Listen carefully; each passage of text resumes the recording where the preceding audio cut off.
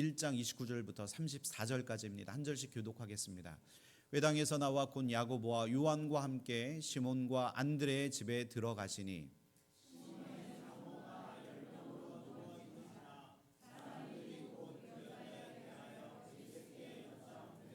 나가사 그 손을 잡아 일으키시니 열병이 떠나고 여자가 그들에게 수종드니라.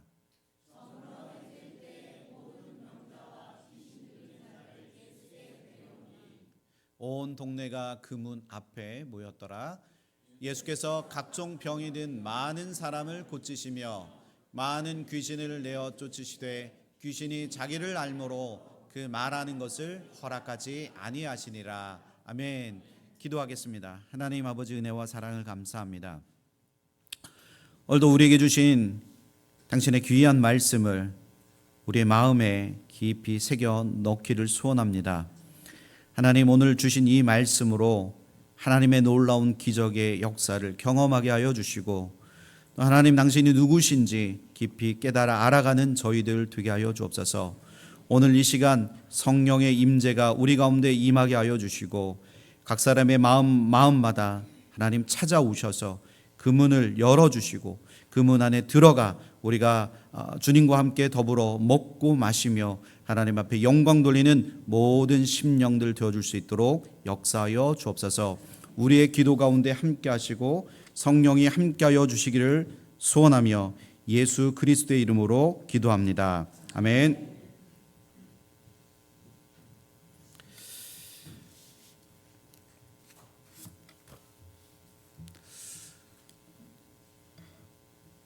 네, 오늘 말씀의 제목은 온 동네가 그 문 앞에 모였더라입니다.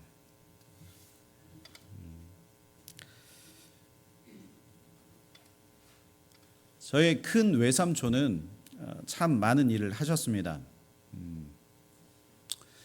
제 어렸을 때 기억을 이제 더듬으면서 이번 설교를 좀 준비했었는데, 시골에서 저희 외삼촌은 시골에서 학교를 이제 운영하셨고요. 제가 이제 태어난 부여 옆에 서천이라는 그곳에서 이제 조그만 학교를 이제 운영하셨었고, 그리고 그 뒤로 이제 서울에 올라가셔서 연탄 공장을 또 운영하셨습니다. 그래서 제가 어렸을 때 사진 본 기억들도 좀 있고요. 근데 이제 그 와중에 한의학을 공부하셔서 또 한의사를 또 하셨습니다. 외삼촌은 이제 저희 모교회 장로님이셨다가 이제 신학을 공부하셔서 후에 목회자의 길을 걸어 가셨습니다.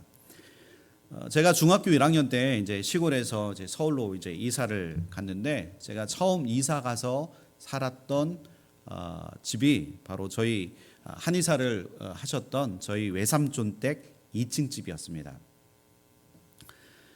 이른 아침 이제 학교를 가기 위해서 이제 대문을 이제 나서려고 하면 저희 집이 2층 이제 집이었기 때문에 이제 밑으로 내려가고 또 밑으로 내려가고 1층에서 지하로 연결되는 그 저희가 살았던 동네가 이렇게 이제 언덕이 있어서 그 밑으로 내려가는 그 1층과 그리고 큰 길로 나가는 그 길이 이렇게 대문길이 이렇게 밑으로 이렇게 열려 있었는데요.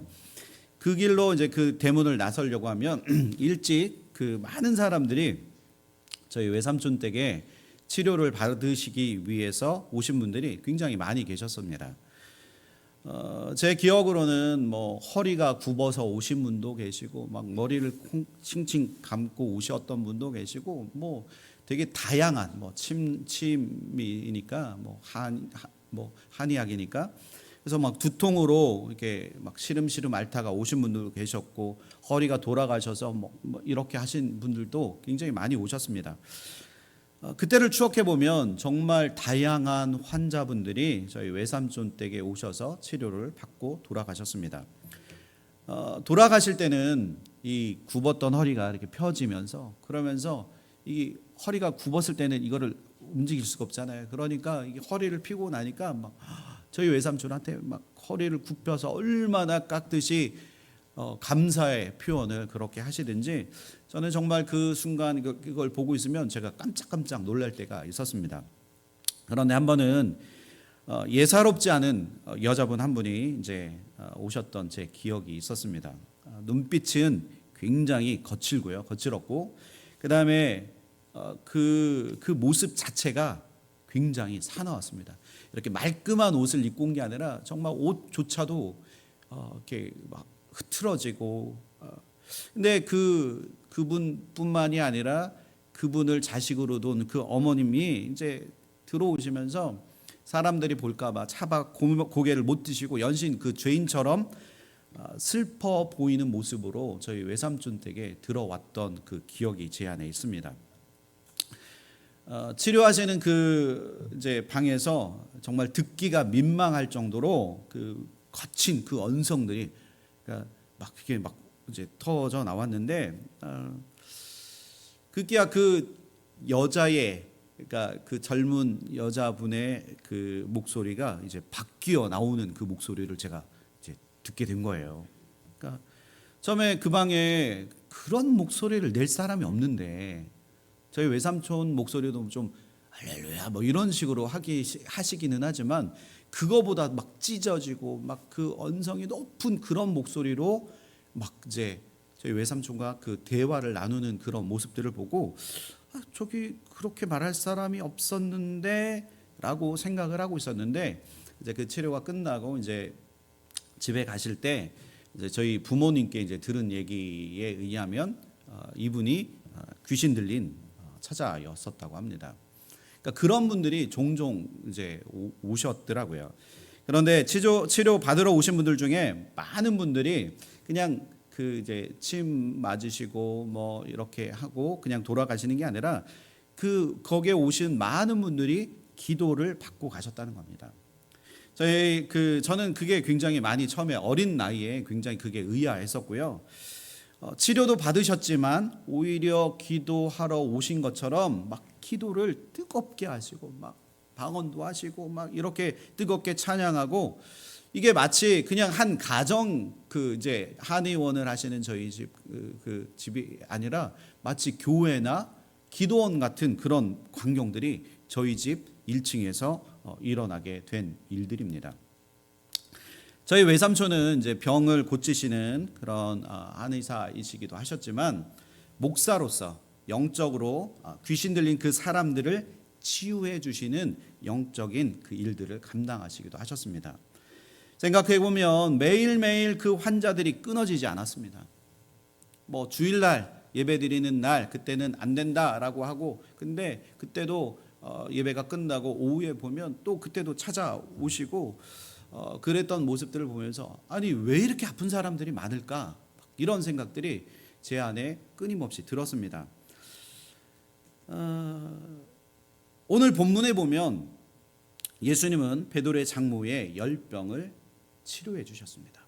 그런데 날이 저물어 이제 해가 질 때에 모든 병자와 그리고 귀신 들린 자를 예수님께 데려왔다고 성경은 그렇게 기록하고 있다는 겁니다.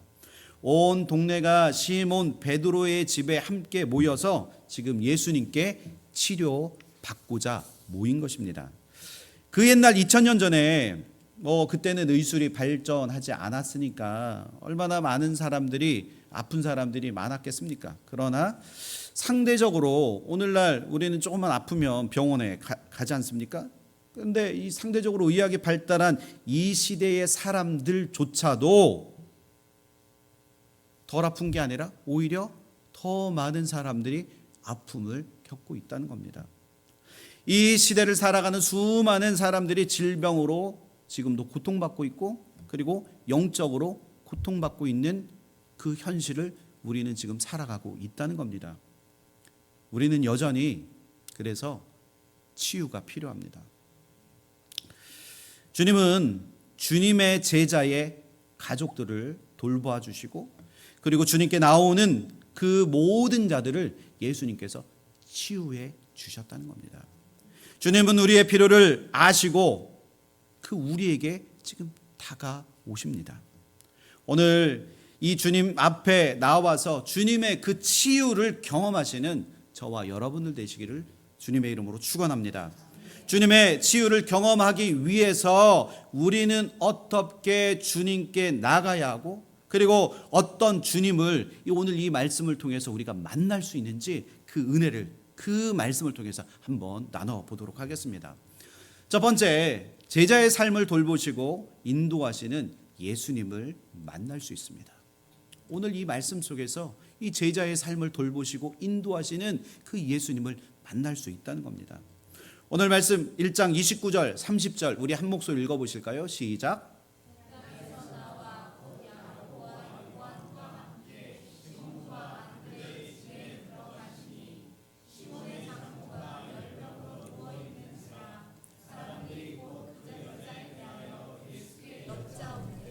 아멘.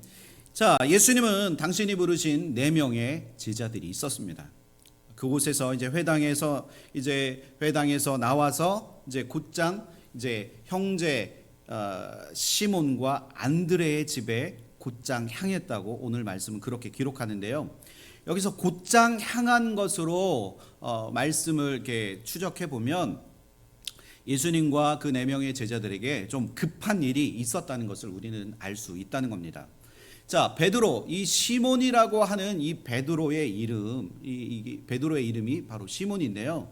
베드로는 반석이라는 의미로서 예수님께서 직접 베드로에게 지어주신 이름입니다. 그래서 베드로의 오늘 상황들 그리고 복음서를 찾아보면 베드로는 이미 결혼한 사람이었습니다. 그리고 그의 장모와 함께 살고 있었던 것 같습니다.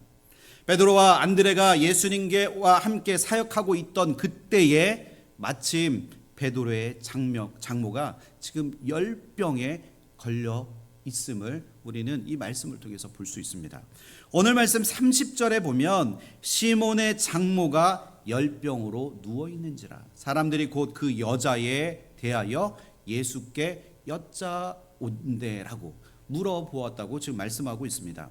이 베드로의 장모가 열병으로 누워 있는데 이 30절에 나와 있는 이 열병이라는 헬라어 단어 피레소는 열병을 앓다, 그리고 또 그에 반해서 또 무슨 뜻이 있냐면 불타다라는 그런 의미가 이 단어 안에 들어가 있다는 겁니다.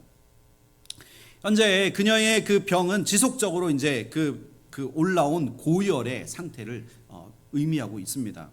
자, 이 부분에 대해서 이제 누가가 의사였잖아요.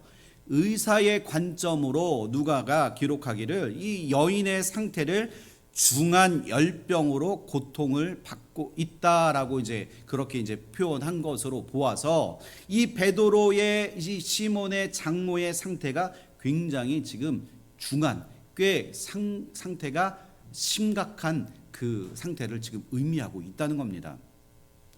자, 열병을 앓는데, 그러니까 우리도 제가 이제 듣기로는 갱년기 있으신 분들이 좀 오르락내리락 이거 경험하시잖아요.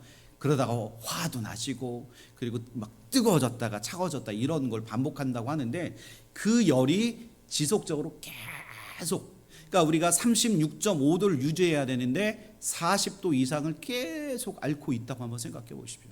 그러면 우리의 상태가 어떤 이 시몬의 장모의 상태가 어떤 상태인지 우리는 알 수 있다는 겁니다. 누가는 예수님이 이 여인을 치료하시는 장면에 관해서 누가복음 44장 39절에 열병을 꾸짖으신대라고 그렇게 기록하고 있습니다. 시편 106편 9절에 보면 하나님께서 하늘과 홍해를 꾸짖으셨다고 그렇게 기록하고 있습니다. 예수님께서 한 사람을 사로잡고 있는 악한 영을 지금 마치 꾸짖고 계신 것과 마찬가지라는 겁니다. 마침내 예수님께서 그녀의 손을 잡아 일으키시니 어떻게 됐죠? 오늘 말씀에 보면 열병이 떠나갔다고 그렇게 말씀하고 있습니다. 예수님은 그녀를 손으로 잡아 일으키셨습니다. 예수님이 잡으신 그 손은 성경에서 무엇을 의미하냐면 바로 하나님의 권능을 의미하고 있다는 거예요. 지금 이 여인에게 하나님의 권능이 임하게 된 것입니다. 믿으십니까? 이 오늘 마태복음 8장 14절 그리고 15절에 보면 예수님이 그녀의 손을 만지셨다고 그렇게 기록하고 있다는 거예요. 예수님이 그녀의 손을 잡아주셨을 때 하나님의 권세가, 하나님의 권능이 그녀에게 임했다는 겁니다. 오늘 말씀 31절에 보면 나아가사 그의 그 손을 잡아 일으키시니 열병이 떠나가고 여자가 그들에게 수종되니라. 자, 여기서 또 중요한 단어가 하나 있습니다. 일으키다. 예수님이 그 손을 잡아서 어떻게 했다고요? 일으키셨다는 거예요. 열이 막 그렇게 나고 지금 중한 병을 앓고 있어서 누워 있을 텐데 예수님은 어떻게 하셨다고요? 그녀의 손을 잡아서 이렇게 세워 주셨다는 거예요. 자, 여기 일으키다라는 그 헬라어 에게로이라는 이 단어인데요. 이 일으키다라는 이 단어 자체가 무엇을 의미하냐면 바로 부활을 상징하고 있다는 겁니다. 그 여인이 예수님이 잡아주신 그 손을 붙들고 일어났을 때 예수님의 그 부활의 그 권능의 은혜를 그도 경험했다는 겁니다. 하나님의 권능의 생명이 예수님의 그 붙잡으신 그 손을 통해서 그녀에게 들어가게 된 거라는 겁니다. 그러자 그녀의 죽어가던 육체가 회복되고 병든 마음이 치유된 것입니다. 그러면서 그녀는 즉시 나아서 예수님과 제자들에게 수종드는 놀라운 역사가 일어나게 됐다는 겁니다. 예수님이 가셔서 일으켜 세우시고 병이 치유되고 그 즉시 예수님과 제자들 수종드는 기적이 일어났다는 겁니다. 생각해 보면 한 가정에 그 베드로가 이제 예수님이 나를 따라오라, 너희가 이제 물고기를 낚는 어부가 아니라 사람을 낚는 어부가 되게 하시겠다. 그래서 나를 따라올 때 그 베드로가 모든 그물을 다 버려두고 예수님을 따라갔습니다. 베드로의 이 모든 것을 버려두고 예수님을 쫓아간 그 상황에, 자, 그러면 이 시몬의 장모, 그 어미의 그 모습으로 홀로 가정을 돌보아야 하는 이 딸을 바라보는 이 어미의 마음이 과연 어땠을까요? 지금 열병에 누워있는 이 장모의 상태는 그녀의 영육의 연약함을 분명하게 보여주고 있다는 겁니다. 주님은 모든 것을 버리고 주님을 따른 그 제자 베드로를 위해서라도 주님은 베드로의 가정에 친히 가셔서 치유와 회복의 기적을 직접 보여주고 계시다는 겁니다. 예수님이 이와 같은 치유와 기적을 보여주신 분명한 이유가 있으셨습니다.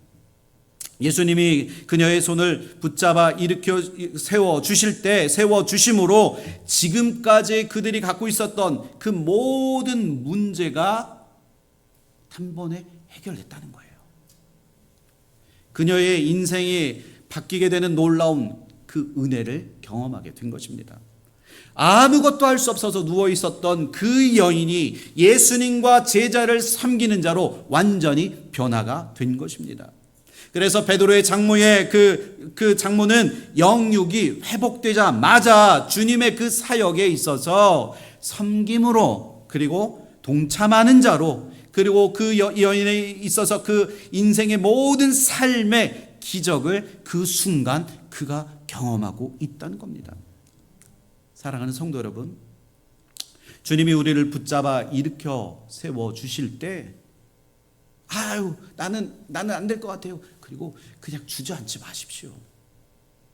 주님이 그 손을 내밀어서 붙잡아 주실 때 여러분, 그 두 다리에 힘이 없던 그 다리에 힘을 세우고 주님이 일으켜 세워 주실 때 여러분들 일어나는 그 기적이 여러분들의 삶 가운데 일어나기를 축원합니다. 그러면 우리 삶에 주님의 제자가 되어지는 놀라운 그 기적 같은 변화를 우리 삶 속에서 경험할 수 있다는 겁니다. 오늘 그 기적의 역사가 여러분들의 삶 가운데 임하기를 축원합니다. 만약에 나의 그 살아왔던 그 인생 가운데, 또 때로는 거친 인생길을 살아왔을 때 내가 그런 사람 한 사람만이라도 만났으면 내가 변화되었을 텐데, 그런데 단 한 사람도 만나지 못했다 할지라도 여러분, 그런 나를 변화시킬 분은 사람이 아닙니다.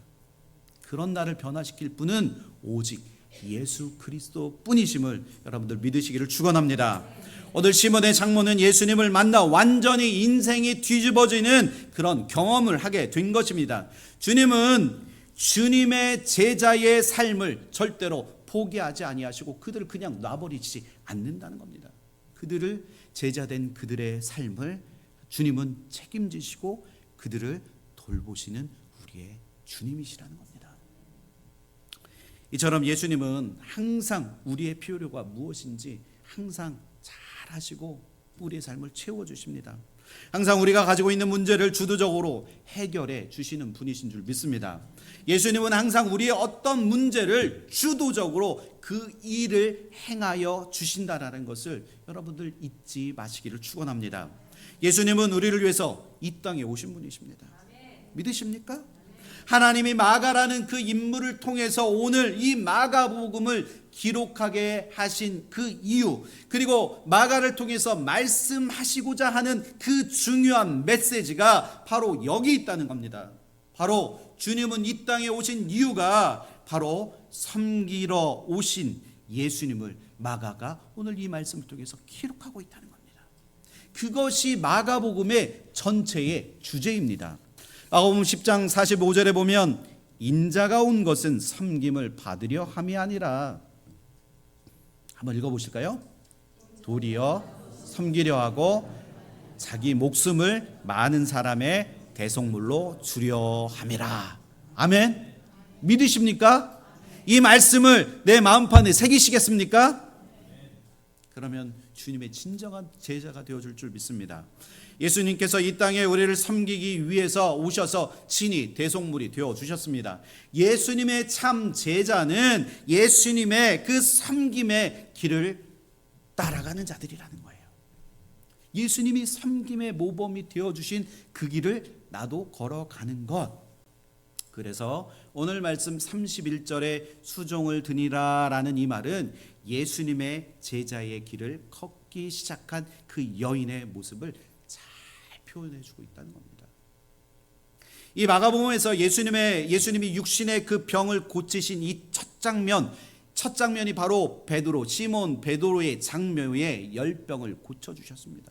그리고 그 치유의 결과로 고침받은 자가 고침을 받고 나니까 섬기는 자로, 그리고 곧 수종을 드는 자로 변화의 그 역사가 이루어지게 되었습니다.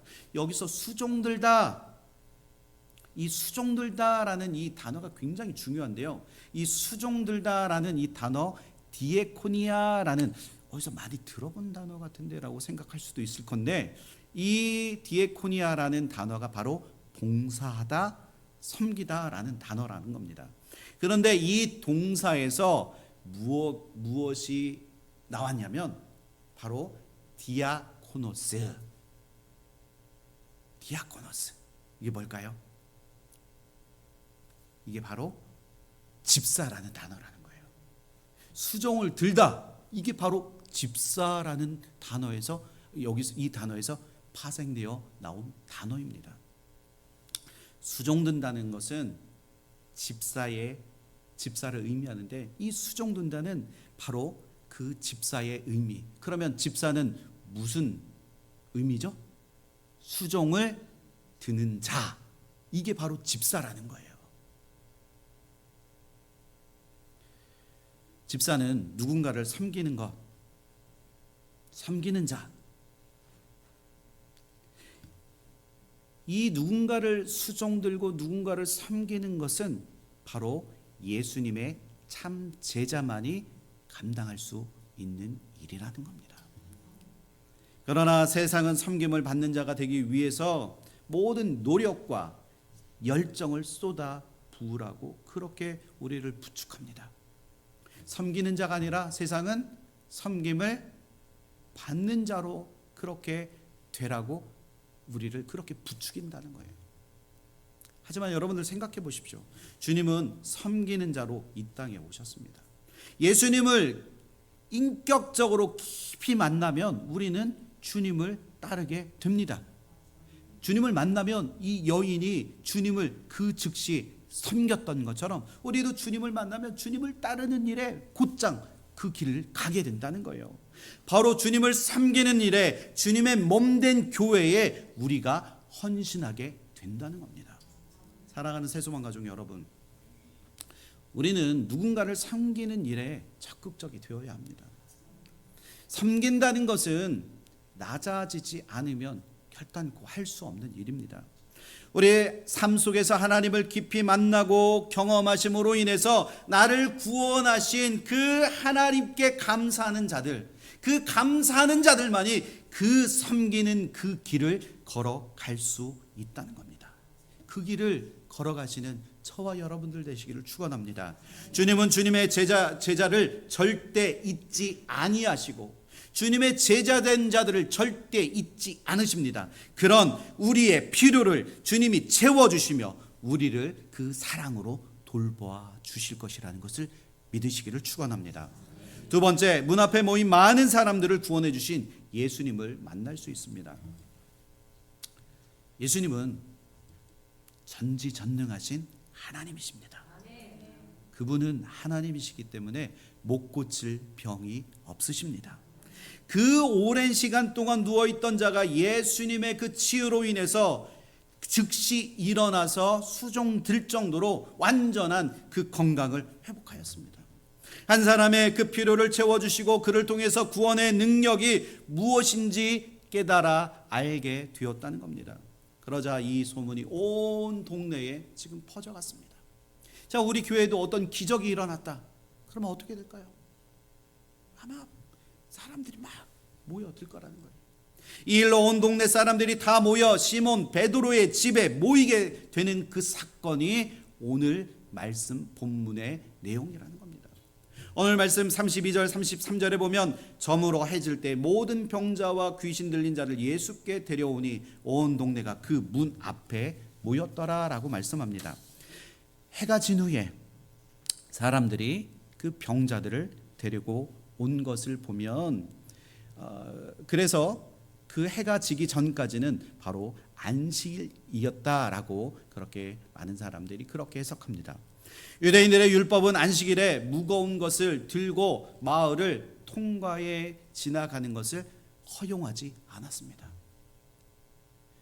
왜냐하면 무거운 것을 들고 가는 것 자체가 일로 간주되었기 때문에 안식일에는 아무것도 하지 않고 쉬어야 하는 그 죄로 간주했다는 거예요.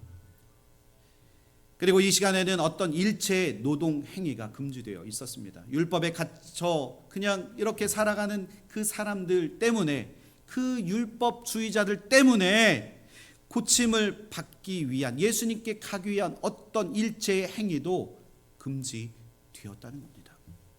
그런데 이 안식일이 끝나자마자 성경에 보면 각종 병든 자, 귀신 들린 자를 예수님께 데려왔다고 그렇게 말씀하고 있는데 오늘 말씀 33절에 온 동네가 그 문 앞에 모였다라고 그렇게 기록합니다. 바로 문전성시를 이룬 겁니다. 앞에 서두에 말씀드렸던 저희 외삼촌 댁에도 그 많은 사람들이 치유받기 위해서 가득히 채워졌습니다. 거기 소문에 의하면 거기 참 명이라더라. 거기 가면 낫는다. 못 고친 병이 없다더라. 라는 이런 수식어가 붙으니까 열일 다 제껴놓고 아침 일찍 와서 먼저 치유받으려고 줄을 선 것을 제 눈으로 보았다는 겁니다.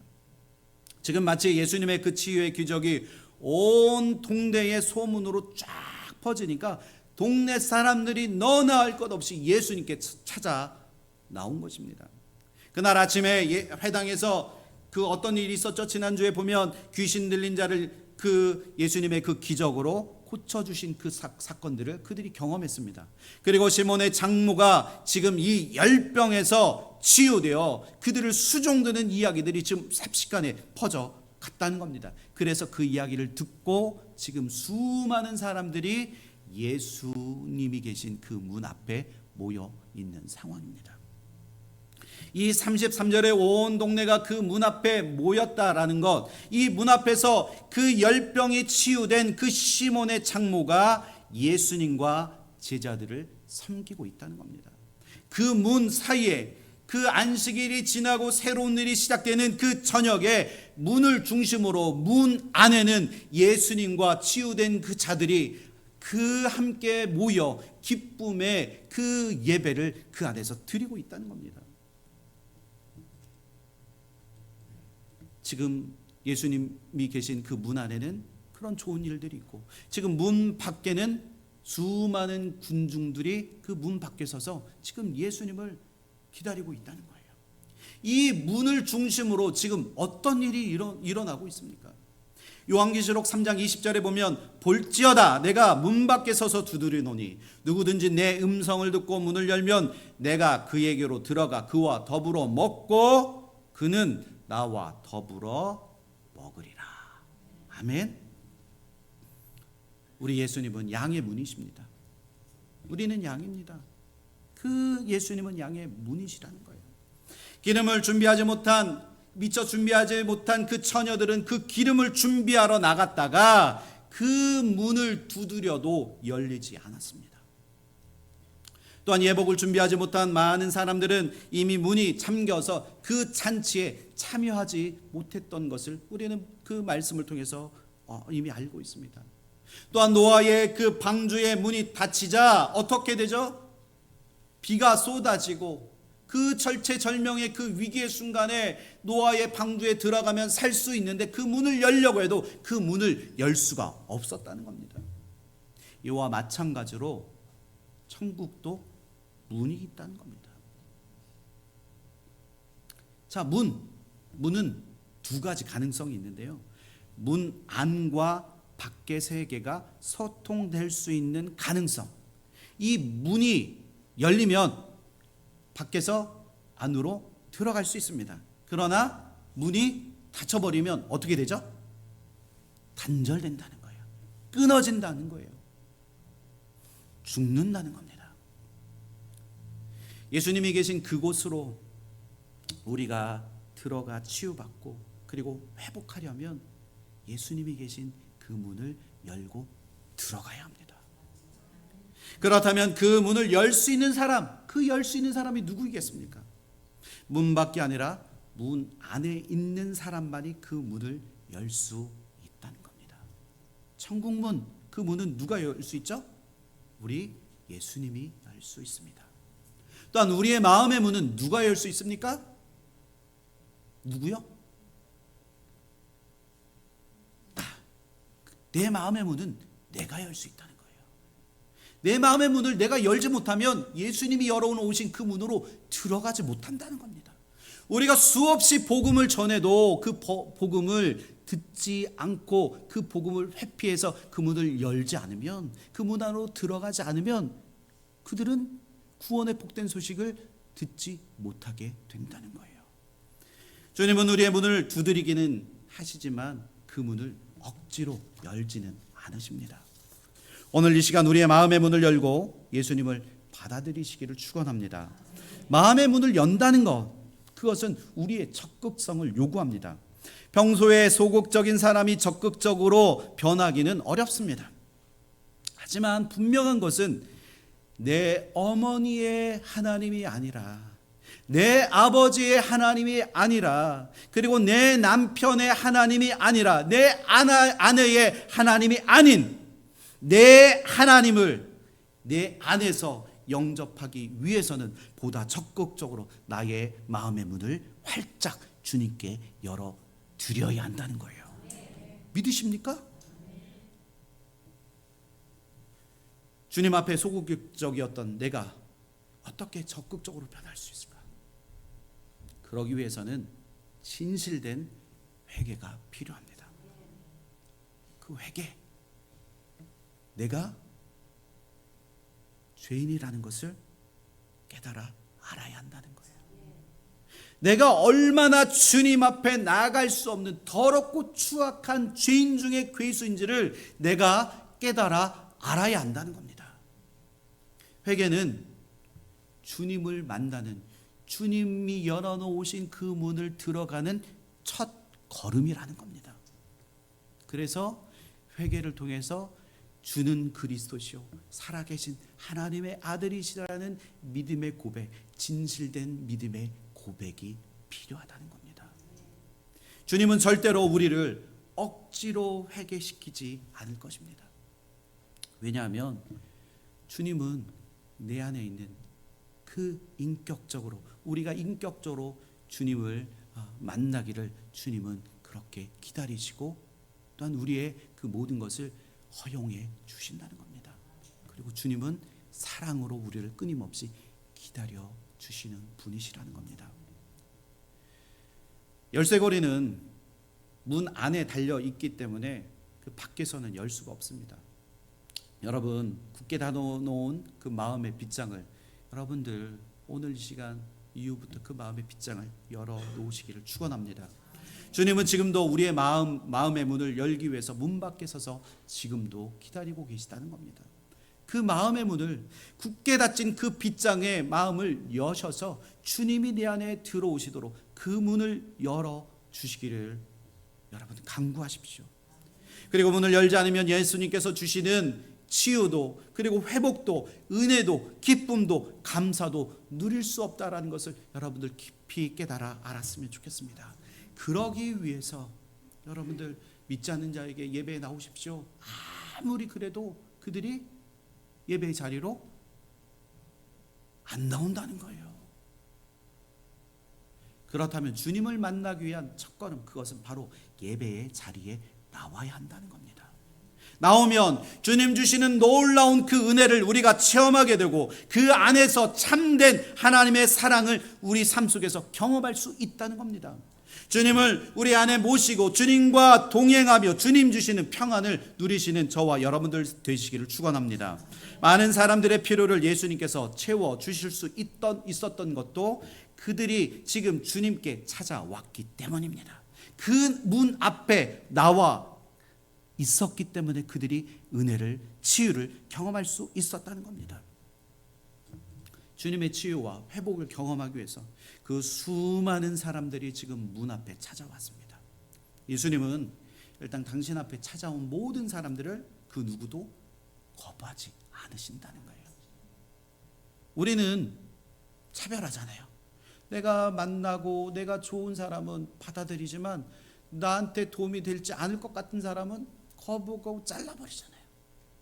그러나 우리 주님은 그 누구도, 찾아온 그 누구도 다 거부하지 않으셨다는 겁니다. 그리고 그 아픈 모든 자들 위해서 치유해 주셨습니다. 오늘 말씀 34절에 보면 예수께서 각종 병이 든 많은 사람을 고치시며 많은 귀신을 내어 쫓으시되 귀신이 자기를 암으로 그 말하는 것을 허락하지 아니하셨다 말씀합니다. 예수님께서는 회당에서도 집에서도 심지어 문 앞에 모인 모든 병자들까지도 모두 다 치유해 주셨습니다. 예수님은 시간과 장소에 구애받지 않으시고 그리고 지역과 신분의 그 차이 없이 당신을 바라고 당신께 찾아온 모든 병자들을 당신의 그 초월적인 그 기적의 역사를 그들에게 베풀어 주시고 그들을 치유해 주셨다는 겁니다. 주님은 모든 병자와 귀신 들린 자를 고쳐주심으로 인해서 당신만이 인류를 짓누르고 있는 그 죄악의 그 세력들, 악한 세력들, 사단의 세력들을 인류의 그 죄 가운데서 구원해 주신 하나님의 놀라운 그 기적을 우리에게 베풀어 주셨다는 겁니다. 그러기 위해서 우리는 그 문을 열고 주님 앞에 나아갈 때 우리의 모든 필요를 채워주신 하나님의 은혜를 우리의 삶 속에서 경험하게 될 줄 믿습니다. 사랑하는 성도 여러분, 문을 열고 주님을 만나는 일에 집중해야 합니다. 주님은 우리가 매일 우리의 삶의 주도권을 내려놓고 주님 앞에 엎드리기를 주님은 원하십니다. 주님은 우리에게 주님이 걸어가신 길을 따라오라고 말씀하십니다. 제자의 길, 그리고 섬김의 길, 주님이 몸된 교회 안에서 이루어지기를 예수님은 그토록 바라시고 계십니다. 이것이 주님이 우리에게 교회를 허락해 주신 이유라는 겁니다. 날마다 마음을 같이하여 성전에 모이기를 힘쓰기를 예수님께서 원하시고 계십니다. 그렇지 않으면 우리는 혼자 고립되어서 하나님이 세우신 주님의 몸된 교회를 그리고 공동체를 향한 하나님의 놀라운 뜻을 우리가 깨달아 알지 못하게 된다는 거예요. 그래서 우리가 혼자 고립되어 그곳에 내 삶의 현장 속에서 혼자 있는 것이 아니라 이 주님의 교회 공동체 안에 나와서 주님의 하나님이 이루신 하나님의 뜻이 무엇인지 이 공동체를 향해서 우리가 듣고 깨달아 알고 믿음으로 주의 길을 걸어가야 한다는 겁니다. 주님이 우리가 주님의 몸된 교회 안에서 주님의 참된 제자로 성장하기를 원하십니다. 주님께서 당신의 제자를 절대 놓지 아니하시고 세밀하게 그들의 그 삶을 인도하시는 것을 여러분들 믿으시기를 축원합니다. 여러분들은 주님의 제자이신 줄 믿습니다. 주님의 제자라면 주님이 여러분들의 삶을 인도해 주신다라는 것을 믿으시기를 축원합니다. 주님은 정말로 우리가 구하지 않은 것까지도, 우리가 구하지 않고 하나님 앞에 구하지 않은 모든 것까지도 하나님은 우리의 삶 속에서 채워주시고 인도해 주시는 우리의 하나님이십니다. 저는 그 주님을 매일매일의 삶 속에서 경험하고 있습니다. 그 하나님의 그 기적이 20년 전, 30년 전에 내가 경험한 그 은혜가 아니라 바로 오늘 이 삶 속에서, 나의 삶 속에서 하나님이 나에게 주시는 그 은혜의 믿음의 고백이 오늘도 내일도 앞으로 끊임없이 그 믿음의 고백들이 터져나오시기를 축원합니다. 주님을 만나면 날마다 샘솟는 하나님의 그 은혜를 우리가 경험하게 된다는 겁니다. 주님은 이 세상에 섬기는 자로 대속물이 되셔서 우리에게 구원의 능력을 베풀어 주셨다는 것을 믿음으로 고백하고 선포하고, 나는 하나님의 자녀이고 하나님의 제자됨으로 주님이 걸어가셨던 그 섬김의 길, 그 길 내가 걸어가겠습니다. 믿음으로 결단하고 믿음으로 선포하고 믿음으로 주의 길을 향하여 그 첫 발을 내디실 때 하나님은 오늘 이 시간 하나님의 치유의 능력이 이 시간 가운데 임하게 될 줄 믿습니다. 하나님을 만나게 될 줄 믿습니다. 하나님이 나의 주인 되어 주시고 나의 참 하나님이심을 여러분들 고백하는 오늘 이 시간 되어지기를 예수 그리스도의 이름으로 축원합니다. 오늘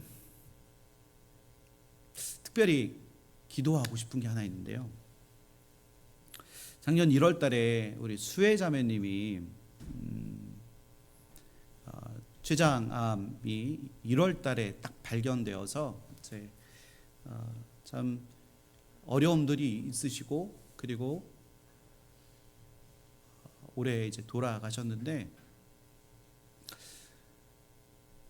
우리 황현희 집사님이 어제 연락이 왔는데 그 췌장 머리 쪽에 3.3cm의 그 혹이 지금 발견이 됐다고 합니다.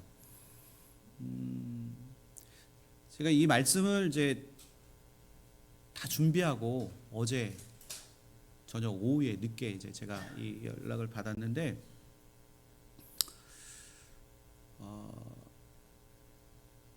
이게 인생인 것 같습니다. 그렇지만 저는 분명히 믿습니다. 하나님께서 치유해 주시고 그리고 일찍 발견되게 해 주셔서 너무 감사하더라고요.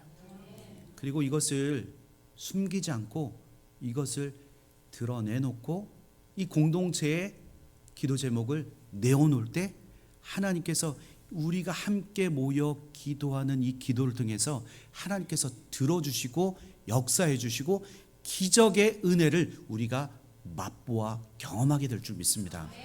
우리 오늘 한번 우리 황현희 집사님 가능하시다면 이 앞에 좀 나오셨으면 좋겠습니다. 나오세요, 집사님.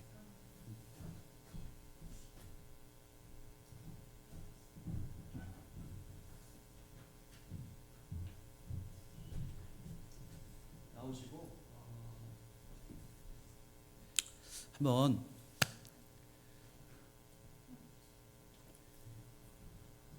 주님,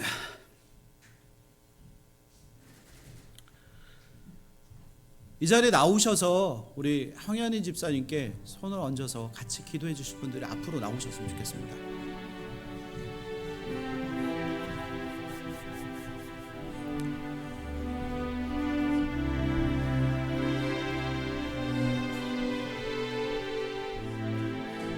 주님이 우리의 기도를 들어주시고 시몬의 장모의 그 열병을 고쳐주셨던 것처럼 하나님, 우리 황현희 집사님의 그 췌장을 다시 한번 회복시켜 주옵소서. 주님의 놀라운 그 기적을 오늘 이 시간 경험하기를 원합니다. 주님, 치유하여 주옵소서. 나음을 입게 하여 주시고 고쳐주시고 회복하여 주셔서 하나님의 놀라운 그 기적을 오늘 이 시간 경험할 수 있도록 주여 치유하시고 고쳐주옵소서. 주여 우리의 그 간절한 기도를 들어주시고 하나님의 놀라운 그 사랑을 우리의 삶 속에서 경험할 수 있도록 주여 치유하여 주옵소서. 주여 이 시간 간절히 기도합니다. 주여 성령의 은혜를 아버지 하나님 구하오니 아버지 주님 앞에 아버지 믿음으로 나아갑니다. 그들은 황현희 집사님의 마음과 생각 아버지 그 정심에 주님께서 찾아가 주셔서 하나님 그 여인의 손을 일으켜 세워주셨던 것처럼 우리 집사님의 손을 붙잡아 일으켜 세워주시고 하나님의 놀라운 그 사랑을 오늘 이 시간 체험할 수 있도록 주여 도우시고 인도하여 주옵소서. 주님 통치하시고 다스려 주시며 하나님 오늘 이 시간 치유와 아버지 기적을 경험할 수 있도록 주여 우리에게 은혜를 더하여 주옵소서. 주여 우리에게 은혜를 더하여 주옵소서. 주님 이루어 주시고 주님 말씀하여 주시며 회복의 능력을 하나님 우리의 삶 속에서 아버지의 경험할 수 있도록 주여 도와주옵소서. 주님 이루어 주옵소서. 주님 말씀하여 주옵소서. 오 주님 감사합니다. 오 주님 감사합니다.